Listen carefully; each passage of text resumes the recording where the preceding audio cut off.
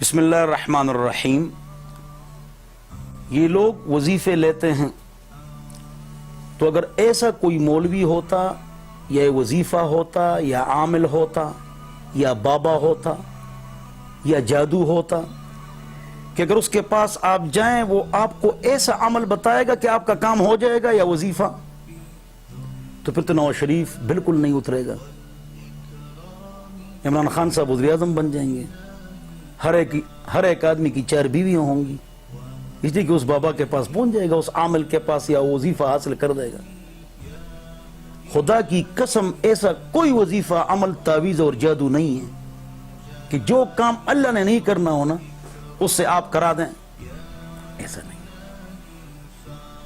جب اللہ چاہے گا وہ کام ہوگا۔ وظیفہ یہ دعا ہے،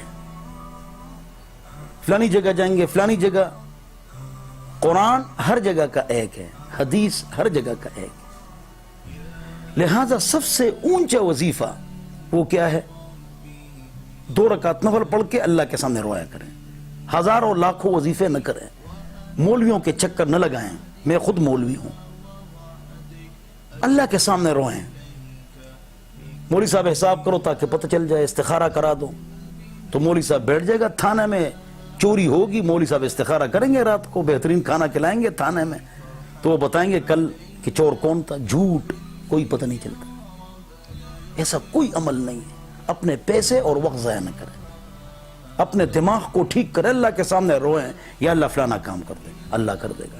جو تعویذ والے اور جادو والے بیٹھے ہوئے ہیں، پیسے لیتے ہیں جی، وہ اپنے جادو اور تعویذ پر بحریہ ٹاؤن میں 10 بنگلے لے لینا،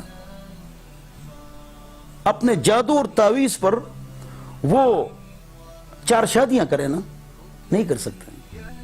جھوٹ ہے، جھوٹ ہے، اللہ ہی کرتا ہے۔ عالم آپ کو دعا کا طریقہ بتائے گا بس، اور آپ دعا کریں گے، اللہ آپ کا کام کرے گا انشاءاللہ۔ اپنا وقت اور پیسہ آپ ضائع نہ کریں، اللہ ہم سب کو سمجھ عطا فرمائے۔